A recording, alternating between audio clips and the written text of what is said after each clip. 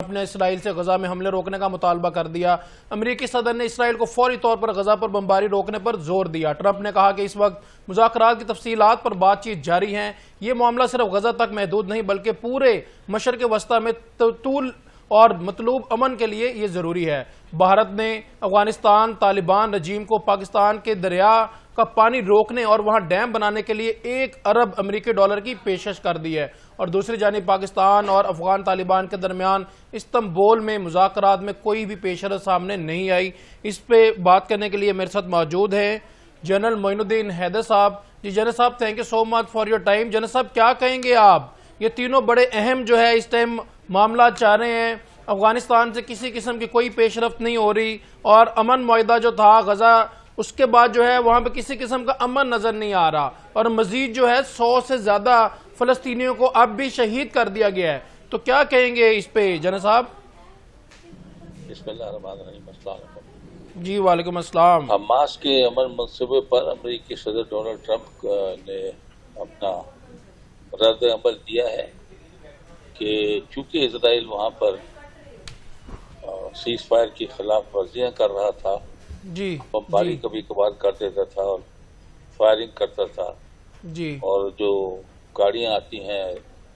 Ration پانی relief کی، جی ان کو روکتا ہے یا ان کو راستے بند کرتا ہے، جی جناب گاڑیوں کی تعداد کم کرتا ہے، ڈیلے کرتا ہے چیکنگ کے بہانے جی سے۔ تو مطلب وہ جس طرح باتیں طے پائی تھی، کچھ انیشل باتیں طے پائی ہیں، ابھی تو اور ڈیٹیل میں اس پر بات چیت جاری ہے فردر بھی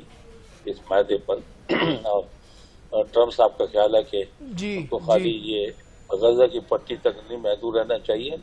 بلکہ اس علاقے مڈل ایسٹ کے علاقے میں امن قائم کرنے کے لیے ایک لارجر مذاکرات معاہدے کی بھی ضرورت ہے۔ لیکن فی الحال اس نے اسرائیل کو منع کیا ہے کہ آپ ہرگز فائر بندی کا احترام کریں اور طاقت استعمال نہ کریں، اور اس سیز فائر جو ہوا ہے جس سے امن قائم ہوا ہے اس کو خراب نہ کریں۔ تو ایک قسم کی وارننگ دی، جو کہ میرے خیال میں سب سے افیکٹو چیز ان کو اسرائیلیوں کو کنٹرول کرنے کی یا فائر سے روکنے کی نہ یونائٹڈ نیشنز ہے، نہ یورپ ہے، نہ کوئی اور ہے، اس امریکہ کے پھر بھی بات سن لیتا ہے جب وہ سختی سے بات کہے تو امید ہے کہ اس سے وہ باز آ جائے گا سیز فائر وائلیشنز کرنے سے۔ لیٹس سی جنرل صاحب، لیٹس سی۔ دوسرا، بھارت نے افغانستان کو $1 ارب امداد کی پیشکش کی ہے کہ ہم آپ کو پاکستان کے دریا کا پانی روکنے اور وہاں ڈیم بنانے کے لیے ہم امداد دینا چاہتے ہیں۔ یہ پہلے بھی مسئلہ اٹھتا رہتا ہے، بالکل صحیح۔ اب چونکہ ہندوستان جو ہے وہ اپنی دشمنی میں اتر آیا ہے اور پاکستان کو وہ کہتا ہے کہ انڈس جو بیسن کا ہمارا معاہدہ ہے اس کو نیگوشیٹ کریں گے یا نہیں مانتے، یا ہم انڈس کا پانی بھی روکیں گے، جو دریا جو ہے جہلم جناب انڈس جو ہمارے دریا ہیں ان پر ہی وہ پانی روکنا چاہتا ہے۔ جس پہ پاکستان نے کہا ہے کہ یہ ہماری ریڈ لائن ہے، آپ یہ کریں گے تو ہم آپ سے جنگ کریں گے اور ہم آپ کو ہرگز پانی کی لائن اپنی بند کرنے نہیں دیں گے۔ بالکل صحیح۔ اب وہ افغانستان میں بھی ان کو امداد دینے کی جو ہے وہ ان کو اتار رہا ہے اپنے شیشے میں اس کام کے ذریعے سے۔ یہ نہیں سمجھتا کہ یہ جو کام کرنے جا رہا ہے یہ ایک نیا دروازہ کھول رہا ہے اس خطے میں نئی ایک واٹر وار کا، اور برہما پترا دریا جو سب سے زیادہ پانی ہندوستان میں لاتا ہے چائنا کے وہاں سے، تو چائنا بھی اس کو پانی کو روک لے گا، پھر اس کو بھی پانی کی ضرورت ہے، اپنے بات بھی بڑے وہ بھی روک سکتا ہے، پہلے تو وہاں سے آتا ہے، ضرورت رہتی ہے۔ تو ایک نئی قسم کی پرابلم اس خطے میں شروع ہو جائے گی، بالکل صحیح، تو یہ مناسب نہیں ہوگا۔ امید ہے طالبان اس بات پہ غور کریں کہ ان سے کیا فوائد ہیں اور کیا نقصانات ہیں اگر ان کو اس بات کے منہ دیتے ہیں۔ دوسرا، بالکل صحیح، اس کے اوپر بھی ریگولیشن ہو سکتی ہے۔ دیکھیں کابل دریا میں اگر بہت پانی آئے گا اور وہ پانی کنٹرول ڈیم بھر جائے گا ان کا، تو وہ پانی پھر پاکستان میں چھوڑنا پڑے گا، جس طرح چناب سے چھوڑتے ہیں یہ، اور ستلج اور باقی جگہوں سے بھی چھوڑتے ہیں۔ تو یہ تمام دیکھنے کی ہیں، لیکن دیکھتے کہ افغانستان کے اس پر رد عمل کیا ہوتا ہے۔ بالکل صحیح۔ پاکستان اور افغانستان کے جو مذاکرات استنبول میں ہو رہے ہیں جی ان کا کوئی بھی ابھی اس میں کوئی جو خاص پوزیٹیو نہیں آ رہا ہے نہیں ہو رہی، جی اور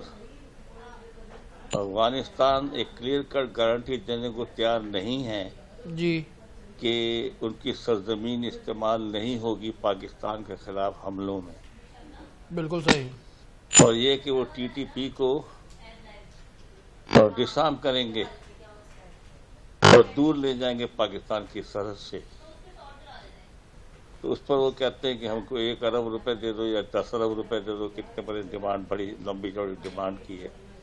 تو اس پیسے سے پتہ نہیں کیا کریں گے، جی لیکن ابھی بھی کوئی گارنٹی اس بات کی نہیں ہے کہ یہ ان کو صحیح معنوں میں ڈسارم کریں بالکل اور صحیح ان کو بہت سختی بالکل سے صحیح منع کریں کہ پاکستان کے خلاف آپ نے کوئی حملہ نہیں کرنا، جی کوئی مجبوریاں ہوں گی، ایک تو ان کا